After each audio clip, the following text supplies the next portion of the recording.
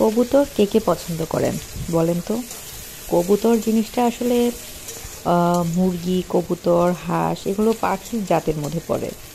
মানে পাখিরা যেই পর্বের প্রাণীর মধ্যে পড়ে, কবুতরও ঠিক একই পর্বের প্রাণী।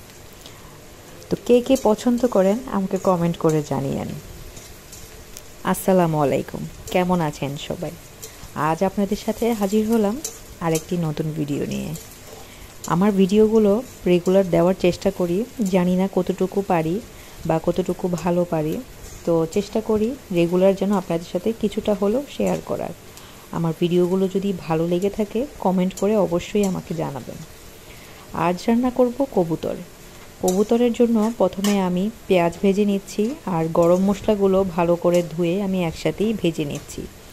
আমার মনে হয় যে গরম মশলাটা যদি পেঁয়াজের সাথে আমি ভেজে নিই, তাহলে মশলার মধ্যে যে একটা ঝাঁজ বা মশলাটা একটু ভেজে নিলে আমার কাছে মনে হয় যে তেলের মধ্যেও একটা ফ্লেভার পাওয়া যায়। তো আমি প্রথমে মশলাগুলো ভেজে এরপর গরম মশলা 2 চামচ দিয়ে নিয়েছি। আমি এখানে 2 থেকে 3টি কবুতর রান্না করব। আমি কবুতরগুলো আগেই ধুয়ে কেটে বেছে নিয়েছি, আর অবশ্যই পানি ঝরিয়ে নিয়েছি যেন পানিটা না থাকে। তো আমার আন্দাজ মতো মরিচের ঝাল অনুযায়ী আমি মরিচের গুঁড়া দিয়ে নিয়েছি।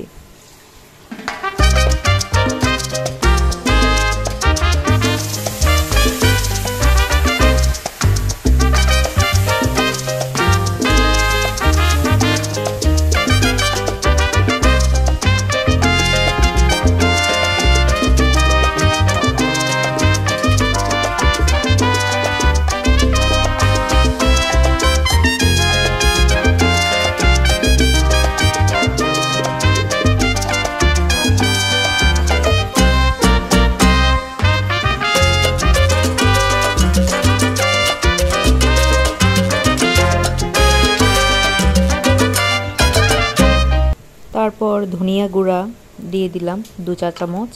প্রথমে আমি সাধারণত আন্দাজ মতো 2 চামচ বা 3 চামচ করে দিয়ে নিই। 3 চামচ খুব বেশি একটা দিই না, 2 চা চামচ করে দিয়ে দিই চোখের আন্দাজ অনুযায়ী, যেন পরে খুব বেশি না হয়ে যায়। এরপর হলুদের গুঁড়ো দিয়ে নিচ্ছি। হলুদের গুঁড়াও এরকম মাপ মতোই আমি দেব। আর এর আগে আমি একটু পানি দিয়ে নিয়েছিলাম, পানিটা দিয়ে দিই কারণ মশলাটা যেন না পুড়ে যায়। মশলাগুলো আমি পানি দিয়ে পেঁয়াজটা একটু নরম করে এরপর মশলাগুলো বিশেষ করে আমি দেই। তাছাড়া তরকারির রঙটা কালো কালো হয়ে যায়, দেখতে ভালো দেখায় না। অবশ্যই খেয়াল রাখবেন যেন তরকারির রং যেন নষ্ট না হয়। এরপরে আমি আদা রসুনের পেস্ট দিয়ে নিচ্ছি। আদা রসুনের পেস্টটাও আমি 3 চা চামচের মতো দিয়ে নিয়েছি। এরপর আমি মশলা কষাবো, মশলাটা ভালো মতো কষিয়ে নেব।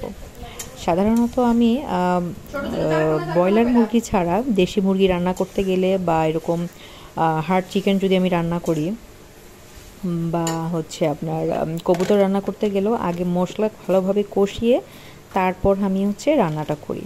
আমার কাছে মনে হয় মশলাটা কষানোর উপরে এই মুরগি রান্নাটার টেস্ট ডিপেন্ড করে। এরপর লবণ তো অবশ্যই দিয়ে নেবেন মনে করে, তাহলে মশলার সাথে লবণটাও ভালোভাবে কষানো হয়ে যায়। এরপর আমি সেই কাঙ্ক্ষিত কবুতরগুলো দিয়ে নিয়েছি।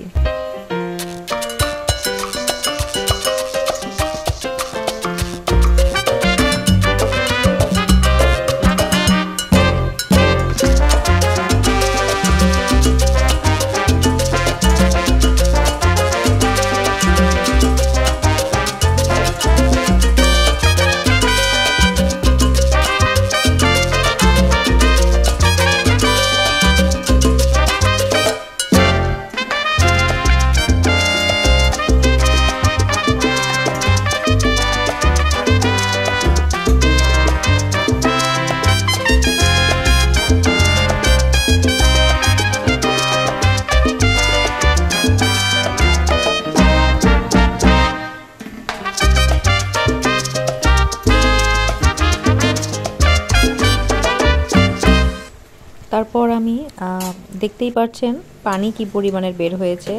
আমি ঢাকনা দিয়ে দিয়ে একটু পর পর নেড়ে দিচ্ছি আর কবুতরটি ভালোভাবে কষিয়ে নিচ্ছি যেন পেঁয়াজগুলো গলে যায়, মাংসটা যেন সেদ্ধ হয়। তো এইভাবেই আমি রান্নাটা কমপ্লিট করব।